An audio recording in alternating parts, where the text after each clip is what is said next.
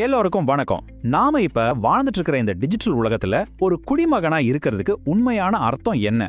வாங்க, ஹேட்டி போகோசியானோட சைபர் குடிமக்கள் படைப்பை வச்சு நம்மளோட டிஜிட்டல் உரிமைகள், பொறுப்புகள் பத்தி கொஞ்சம் ஆழமா பார்க்கலாம்.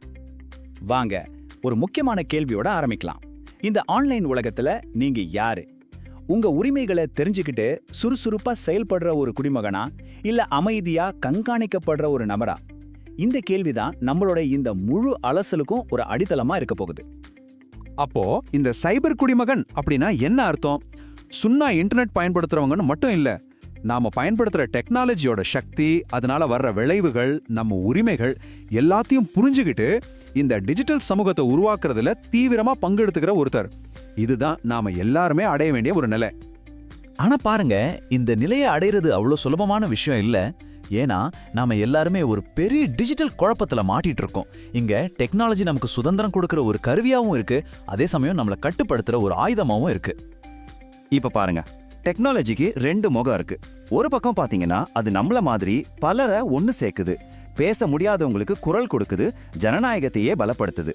ஆனா அதே நாணயத்தோட இன்னொரு பக்கம் ரொம்பவே இருட்டானது. அங்க அதே டெக்னாலஜி நம்மளை கண்காணிக்க, நம்ம டேட்டாவை சேகரிக்க, ஏன் நமக்கே தெரியாம நம்ம நடத்தைய மாத்த ஒரு பெரிய கருவியா மாறுது. சரி, நம்மளோட டிஜிட்டல் சுதந்திரத்துக்கு என்னென்ன ஆபத்துகள் இருக்கு? தொடர்ந்து கண்காணிக்கப்படுறது வெறும் பிரைவசி பிரச்சனை மட்டும் இல்ல, அது நம்மளோட கருத்து சுதந்திரத்தையே கொஞ்சம் கொஞ்சமா அரிச்சிடும். தப்பான தகவல்கள் மூலமா நம்மளோட சிந்தனைகளை மாத்துறாங்க. டெக்னாலஜி சிலருக்கு மட்டும் கிடைக்கிறதால ஒரு பெரிய டிஜிட்டல் பாகுபாடு உருவாகுது. இந்த ஆபத்துகள் எல்லாம் சேர்ந்து நமக்கே தெரியாம நம்மளை செயலற்றவங்களா மாத்திடலாம். இங்க தான் நாம ரொம்ப சீரியஸா யோசிக்கணும். ஹேட்டி போகோசியானோட இந்த எச்சரிக்கையை கேளுங்க.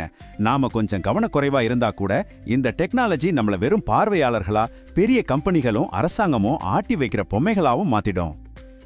இவ்ளோ பிரச்சனைகளை கேட்டதும் ஒருவேளை நம்பிக்கை போயிடுச்சா? கவலைப்படாதீங்க. இப்ப எச்சரிக்கைகள்ல இருந்து தீர்வுகளை நோக்கி போகலாம். சும்மா வேடிக்கை பார்க்குற ஆளா இல்லாம செயல் வீரலா எப்படி மாறுறதுன்னு பார்க்கலாம். ஒரு நல்ல விஷயம் என்னன்னா, இதுல இருந்து வெளியே வர்ற ஒரு வழி இருக்கு.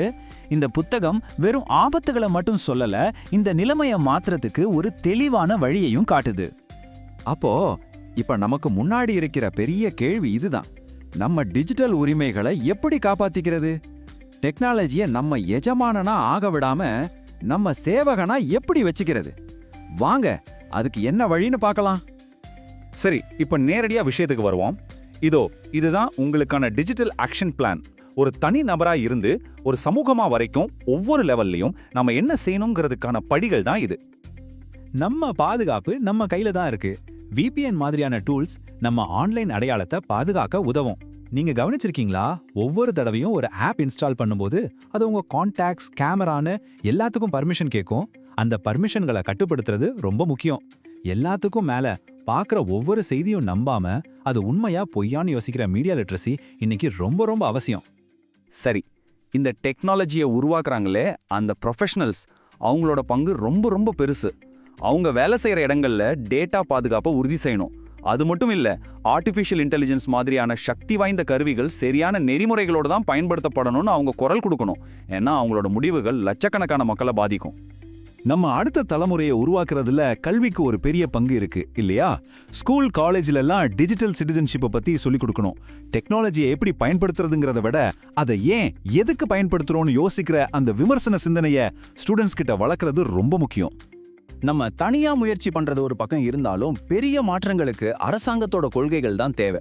மக்களோட டேட்டாவை பாதுகாக்க கடுமையான சட்டங்கள், அரசாங்கமே டெக்னாலஜியை வெளிப்படையா பயன்படுத்துறது, எல்லாருக்கும் இன்டர்நெட் வசதி கொடுக்கறதுன்னு ஒரு பாதுகாப்பான டிஜிட்டல் வெளியை உருவாக்குறது பாலிசி மேக்கர்ஸோட கடமை.